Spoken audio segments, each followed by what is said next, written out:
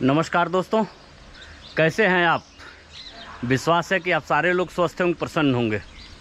मैं हरेंद्र भारद्वाज आपका फिर से एक बार चैनल पर स्वागत करता हूं कि महाकाल का दर्शन करने के बाद हम चले आए थे ओंकारेश्वर और ममलेश्वर महादेव का दर्शन करने में देर हुआ, रात्रि हो गई, तो हम लोग ओंकारेश्वर में ही होटल लेके रुक गए। अभी सुबह का टाइम है, सारे लोग तैयार हो गए हैं और अब समय है यहाँ से निकलने की। लेकिन अभी तक कोई प्लानिंग फिक्स नहीं है कि हम लोग यहाँ से निकल के कहाँ जाएंगे। जो प्री प्लान प्रोग्राम था वो गोरखपुर से दतिया से महाकाल और ओंकारेश्वर ममलेश्वर दर्शन, वो प्री प्लान सारे कार्यक्रम पूरे हो चुके हैं। अब यहाँ से दो विकल्प हैं कि यहाँ से या तो हम सीधे यहाँ से गोरखपुर के लिए निकलें या गोरखपुर से निकलने की बजाय कहीं और भी वापसी में अपना टूर बनाते जाएं और रास्ते में कहीं और दर्शन करके जाएं। अभी एक छोटा सा सारे लोगों के दिमाग में चल रहा है कि अब हम लोग यहाँ से निकलें चित्रकूट के लिए और चित्रकूट दर्शन करते हुए जाएं। लेकिन अभी क्या है, क्या तय है, अभी ये तय नहीं है। गाड़ी में बैठने के बाद हम लोग चलते चलते तय करेंगे, मैं आपको बताऊँगा। ये वो प्रॉपर्टी है जिसमें हम लोग रात में ठहरे थे, होटल हिमांशी पैलेस। ये आप देख रहे हैं, होटल हिमांशी पैलेस। छोटा सा होटल है लेकिन साफ़ सुथरा है, रूम भी बड़े बड़े थे, ठीक था। बस यहाँ एक ही दिक्कत थी कि यहाँ किचन नहीं था, खाने की व्यवस्था नहीं थी, तो बाहर से सारे लोग भोजन करके आए। टाइम हो गया है अब हम लोगों का यहाँ से आगे बढ़ने का। चलते हैं, निकलते हैं, फिर बातें करते हैं आपसे गाड़ी में बैठे बैठे। और एक रिक्वेस्ट फिर से करूँगा, बार बार करूँगा कि अगर आपने अब तक सब्सक्राइब नहीं किया है तो निश्चित रूप से सब्सक्राइब करें, लाइक करें और शेयर करें।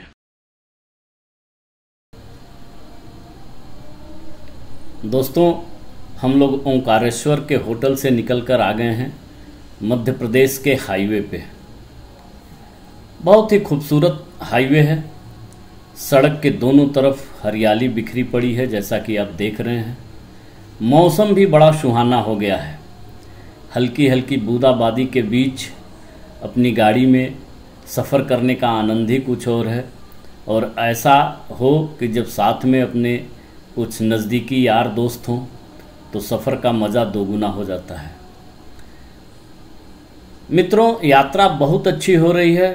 सड़क के दोनों तरफ के नज़ारे भी बड़े अच्छे हैं, लेकिन एक चीज़ है जो थोड़ा सा तकलीफ़ देती है।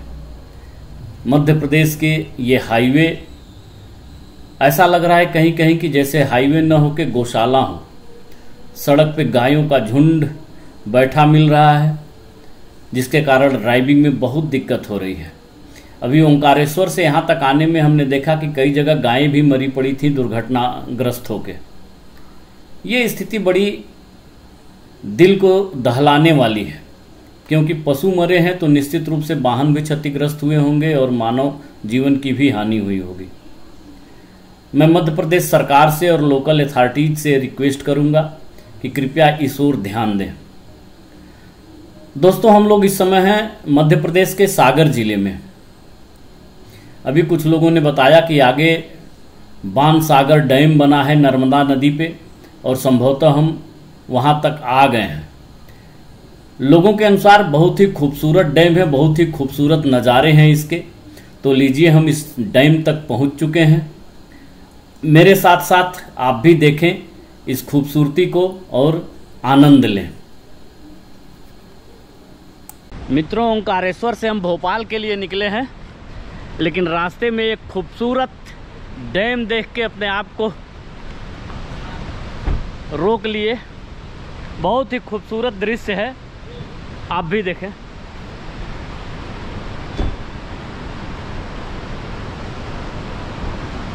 नर्मदा नदी पे बना हुआ ये डैम,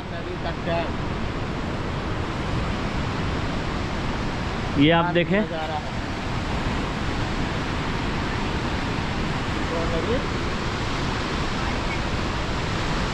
ये देख रहे हैं, डैम से पानी गिर रहा है और बादलों की तरह उठ रहा है। पानी का फव्वारा बादलों की तरह चल रहा है।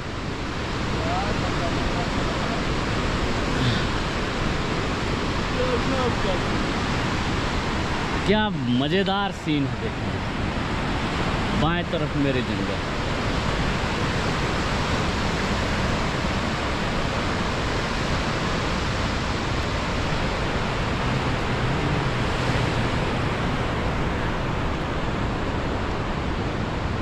ये देख रहे हैं ना, कितना खूबसूरत लग रहा है, मज़ा आ जा रहा है देख के। नर्मदा नदी पे बना हुआ ये डैम, ये देखें आप।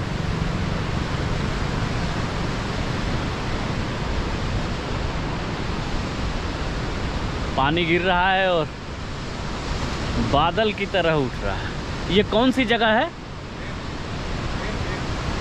डैम। अच्छा, डैम कहते ही हैं इसको। अच्छा, इस पूरे क्षेत्र को डैम बोलते ही हैं। ये नर्मदा नदी है। ये नर्मदा नगर है, नर्मदा नदी है और डैम एरिया है। डैम आप देख रहे हैं दोस्तों।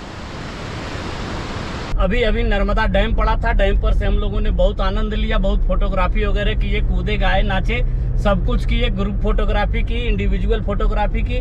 बहुत आनंद लेने के बाद वापस फिर अपनी गाड़ी में आके बैठ गए हैं और वापस फिर वही सुहाना सफर जारी है। आप देख सकते हैं मेरे ठीक सामने दोनों तरफ जंगलों के बीच में घिरा ये रास्ता सांप किसी सर्पीली नागिन की तरह बल खाती हुई मुड़ती हुई दाएं बाएं, और साथ में गाड़ी पे बैठ के क्या आनंद है, क्या बताऊं मैं आपको। वाह, क्या प्राकृतिक दृश्य है, क्या नजारे हैं यहाँ के, क्या आनंद आ रहा है। बिल्कुल प्रकृति की गोद में, शहरी भीड़ भाड़ से दूर, आसमान से बातें करते हुए। कहाँ हैं, किधर जा रहे हैं, कुछ पता नहीं है, बस चलते जा रहे हैं। सफर जारी है, सफर जारी है। दोस्तों, बाणसागर डैम से निकले हुए मुश्किल से आधा घंटा ही हुए। आप देख रहे हैं ना, पूरा हाईवे बाढ़ की पानी में डूबा हुआ है। गाड़ियां रुकी हुई हैं, डर लग रहा है गाड़ी अंदर लेके जाएं या न जाएं, लेकिन देख रहे हैं कि दोपहिया वाहन पार हो रहे हैं। आगे आगे जेसीबी भी जा रही है, इसलिए थोड़ा सा हौसला बढ़ा है। हालांकि सामने वाली मेरी गाड़ी बंद हो गई थी पानी में डूबने के कारण, लेकिन अपनी गाड़ी निकल रही है। उम्मीद है, महाकाल पे भरोसा है, निकल जाएगी। वैसे भी पानी इतना ज़्यादा नहीं है कि कोई दिक्कत हो, लेकिन जैसा कि आप देख पा रहे हैं ना, पूरा हाईवे बाढ़ के पानी में डूबा हुआ है। खैर, मुझे लग रहा है कि हम लोग निकल आए हैं। जी, अब इधर पानी कम है और लगता है निकल आए हैं। थोड़ा सा पानी और है इधर, लेकिन हमें दिखाई दे रहा है कि आगे पानी नहीं है। और गनीमत है कि हाईवे पानी के कारण कहीं कटा नहीं था, कहीं कोई गड्ढे नहीं थे। हम लोग निकल आए हैं हाईवे से। वाह, मज़ा आ गया। पानी में ड्राइव करने का आनंद ही कुछ और था। चलिए आगे बढ़ते हैं। नमस्कार दोस्तों, सुबह के 6:11 हो रहे हैं और मैं हूं इस समय सागर मध्य प्रदेश से छतरपुर जाने वाले मार्ग पे स्थित एक रिसॉर्ट, काया रिसॉर्ट में। कल का सारा दिन अपना एक तरह से कह सकते हैं बेकार गया। बेकार इसलिए गया कि कल ओंकारेश्वर महादेव का दर्शन करने के बाद हम लोग चले ये सोच के कि चित्रकूट धाम तक चलेंगे, लेकिन जब भोपाल होते हुए विदिशा पहुँचे तो विदिशा के 8 किलोमीटर पहले बाढ़ आ गया था, तो जिससे हाईवे कट गया था और हाईवे पे 4 फीट ऊंचा पानी बह रहा था। प्रशासन ने रोक लगा रखी थी, किसी को उधर जाने नहीं दे रहा था। फिर वहाँ से वापस हमको भोपाल जाना पड़ा। भोपाल से फिर दूसरा रूट पकड़ के यहाँ सागर आना पड़ा। सागर पहुँचते पहुँचते रात के 9 बज गया और यहाँ तक आते आते रात के 10:30 बज गया। जंगल है और पहाड़ी क्षेत्र है, इस नाते रात को ड्राइव करना हम लोगों ने उचित नहीं समझा और ये रिसॉर्ट 10:30 बजे लेके इसमें हम लोग रात में रुक गए। 10:30 बज गया था, इसलिए ब्लॉग में कल का पूरा नहीं कर पाया। आज पूरा कर रहा हूँ। मध्य प्रदेश की सड़कों पे ड्राइविंग करना भी आसान नहीं है, क्योंकि मध्य प्रदेश की सड़कें वास्तव में हाईवे हैं, लेकिन हाईवे कम गौशालाएं ज़्यादा हैं। हर 100 कदम पे आपको गायों का झुंड मिल जाएगा बीच सड़क पे बैठे हुए। हर 100 मीटर पे ड्राइव करना मुश्किल है। इतनी गायें, बाप रे बाप, मेरी तो समझ में नहीं आ रहा था इतनी गायें कहाँ से आ जा रही हैं। इतनी गायें हैं कि ड्राइविंग मुश्किल है, और चूँकि हाईवे पे गायें हैं इसलिए एक्सीडेंट भी बहुत है। गायें भी, पशु भी मर रहे हैं, इंसान भी चोटिल होते हैं, वाहन भी क्षतिग्रस्त होते हैं। तो इन सारी चीज़ों को देखते हुए हम लोगों ने निर्णय लिया कि रात में ड्राइव नहीं करेंगे, सो जाएंगे, और हम लोग सो गए। अभी सुबह उठा हूं तो मैंने सोचा ब्लॉग पूरा कर दूं, क्योंकि कल दिखाने के लिए कुछ था नहीं, कुछ रास्ते के सीन है जो आपने इस वीडियो में देखा। आज अभी बस आधे घंटे बाद हम लोग यहाँ से निकलने वाले हैं, और आज निकल के हम जाएंगे छतरपुर। जो भी होगा, जैसा भी होगा, हम आपको दिखाते हैं अपने अगले वीडियो में, अगले एपिसोड में। तो फिर नमस्कार। और हाँ दोस्तों, फिर एक बार रिक्वेस्ट करता हूँ, अगर आपने अब तक मेरा चैनल सब्सक्राइब नहीं किया है तो प्लीज़ सब्सक्राइब करें, लाइक करें और अपने दोस्तों के बीच उसे शेयर करें।